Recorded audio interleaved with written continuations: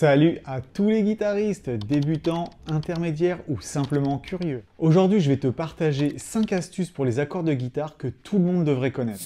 Que tu galères avec les barrés ou que tu veuilles sonner plus pro sans te prendre la tête, reste bien jusqu'à la fin. Il y aura bien une astuce que tu ne connais pas encore. Petit like, abonne-toi si ce n'est pas déjà fait et on attaque direct. Astuce numéro 1, simplifie les barrés en utilisant des versions ouvertes. Parce que ça, je sais que c'est dur à faire. Alors ce que tu peux faire, c'est le simplifier. Le barré, tu le descends comme ça. Et tu joues ici un petit barré, un mini barré, avec la première phalange de ton index. Ça fait que ton Fa majeur, tout d'un coup, il est beaucoup plus simple à faire.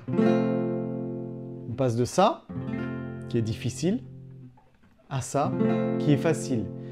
Et si c'est encore problématique pour toi de faire un petit barré avec l'index, tu peux faire un Fa majeur 7, comme ça.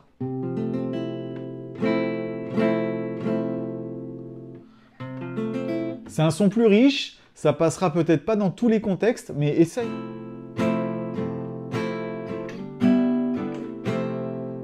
Ça peut très bien passer.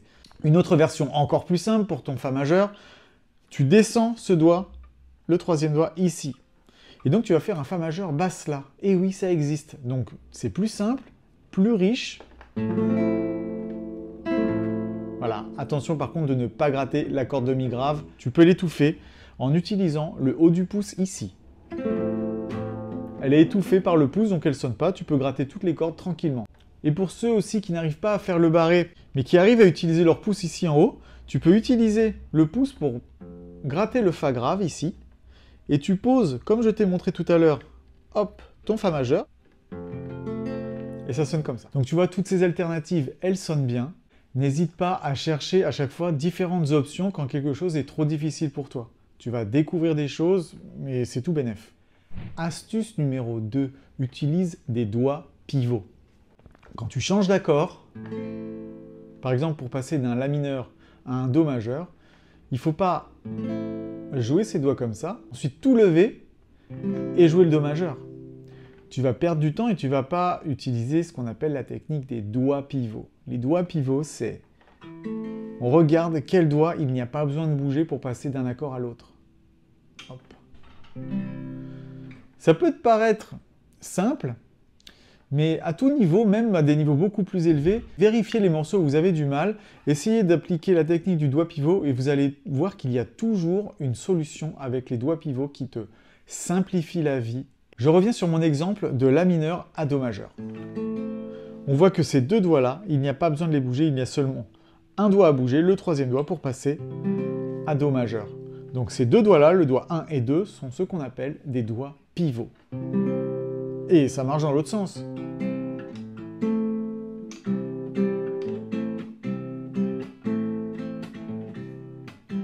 Évidemment, il n'y a pas toujours des doigts pivots. Mais regardez, par exemple, comment passer d'un Mi mineur à un Sol. Donc au lieu de lever mes doigts comme je viens de le faire là, on peut regarder quel doigt pivot. Et bien on remarque que si on analyse les positions, que le doigt 1 est un doigt pivot.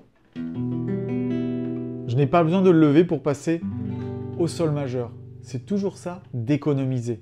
Donc voilà, c'est ça les doigts pivots, et c'est vraiment magique pour fluidifier les transitions d'accords. Astuce numéro 3. Tu veux un son plus riche, sans apprendre de nouveaux accords?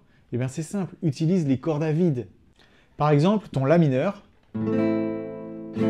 il suffit de lever l'index pour avoir un accord qui, tout à coup, est beaucoup plus mystérieux, beaucoup plus énigmatique. Et si on faisait pareil sur un Ré mineur?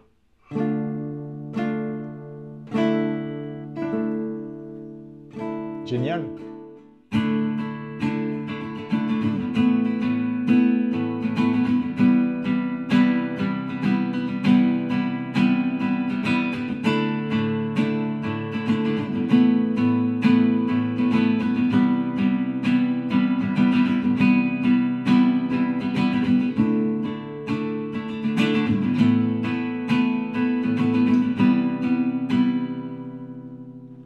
Donc tu peux voir ici, dans l'exemple que je t'ai montré, que le dernier accord, donc c'était un Do majeur, et je l'ai enrichi en utilisant la corde à vide. J'ai tout simplement levé l'index et je l'ai transformé en Do majeur septième. Donc voilà, fais le test, tu vas voir, ça donne un côté plus ouvert, c'est super pour tout ce qui est folk, pop, ça enrichit le son, tu vas voir, c'est génial. Astuce numéro 4, le capo, ton meilleur pote. C'est pas de la triche, c'est de l'intelligence. Tu veux jouer un morceau en si bémol sans t'arracher les doigts? Capodastre. Tu veux jouer un morceau en mi bémol sans te fatiguer, sans te faire mal à la tête? Capodastre. Donc si on prend par exemple cette suite d'accords qui fait Do, Sol, Mi mineur,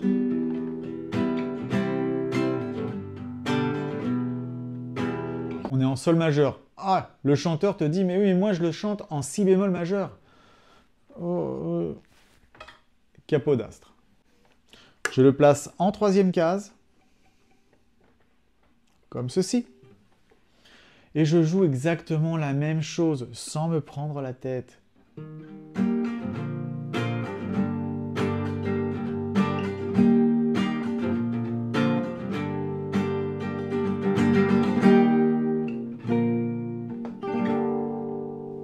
Et voilà, le tour est joué.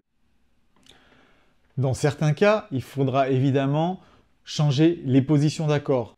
Mais on utilisera toujours des accords de position haut de manche ouverte, facile à jouer. Tout à l'heure, je t'ai parlé de l'exemple en mi bémol. Eh bien, voyons. On ne va pas déplacer notre capot ici en huitième case. Ça va peut-être faire un peu bizarre. Il va falloir du coup changer de position d'accord haut de manche. Donc, analysons ça. C'est parti. On met le capot en troisième case. Et notre La bémol majeur, on va le jouer comme ça. La position de Fa majeur que je vous ai montré dans l'astuce 1. Fa majeur 7 ou Fa majeur, comme on veut.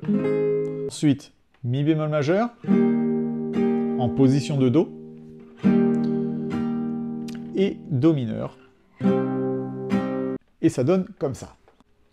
La bémol, Mi bémol, Do mineur. Donc avec ces positions d'accords-là, si on y applique l'astuce numéro 3, ça va sonner comme ça.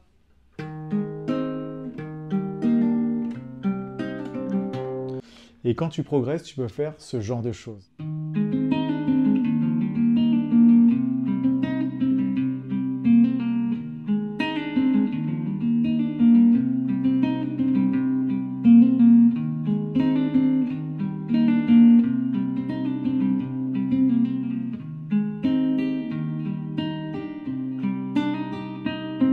Voilà, le capodastre t'ouvre plein de possibilités avec les cordes à vide dans toutes les tonalités. Et ça, c'est vraiment pratique. Astuce numéro 5, travaille tes enchaînements d'accords. Si tu travailles à chaque fois tes accords séparément, ok, j'y arrive, ok, j'y arrive, ok, non. Ça ne fonctionne pas, parce qu'il faut que tu travailles les enchaînements. Ça rejoint un petit peu l'astuce numéro 2 des doigts pivots. Il faut que tu analyses tes changements d'accords. Tous les changements d'accords doivent être analysés. Et pour ce faire, tu dois utiliser un métronome et être capable de les enchaîner à vitesse du métronome. Si tu n'y arrives pas, il ralentit le métronome. Voici un petit exemple en Sol majeur.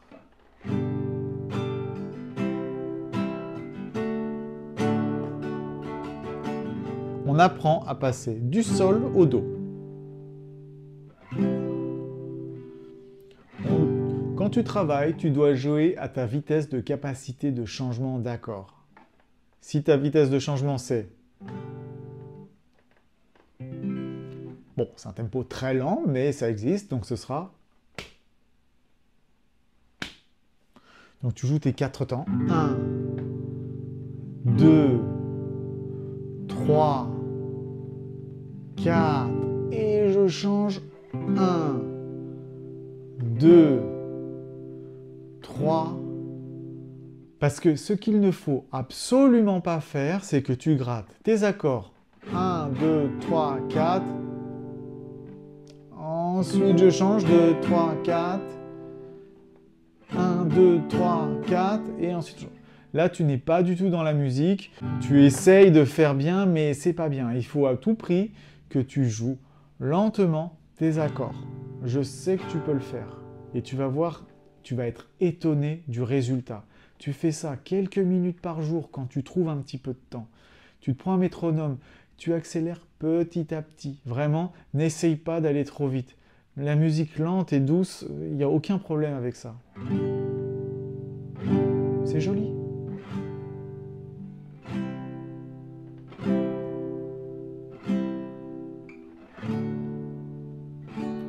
Et ce que tu peux faire, si tu trouves que c'est un petit peu long de rester 4 temps sur un accord, là tu fais comme moi, j'ai décidé de rester donc 3 temps, tu peux rester 2 temps.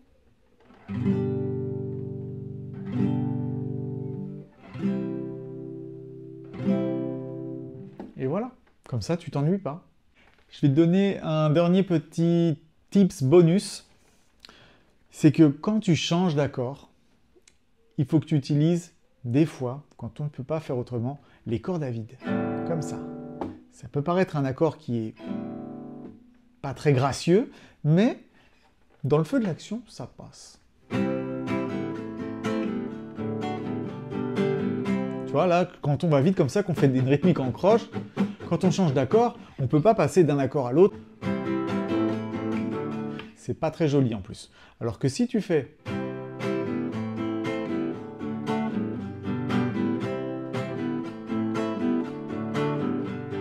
Regarde, si je le mets en évidence.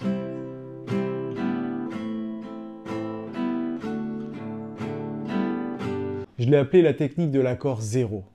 Donc, n'hésite pas à utiliser l'accord zéro quand tu as des rythmiques en croche pour passer d'un accord à l'autre. Ça va fluidifier, faire que tes changements d'accord, il n'y ait pas de trou, ne sonnent pas bizarre. Voilà, ça, c'était le petit plus offert par la maison. Voilà, c'est tout pour les 5 astuces que tout guitariste devrait connaître pour changer d'accord.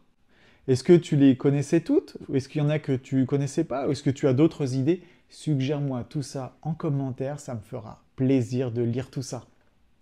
Et si tu ne les connaissais pas, dis-moi laquelle t'a le plus aidé. Un petit like, ça aide la chaîne. Abonne-toi, comme ça tu auras plein d'autres astuces chaque semaine, chaque samedi. Je te souhaite une très bonne semaine de guitare, continue de gratter et je te dis à samedi prochain.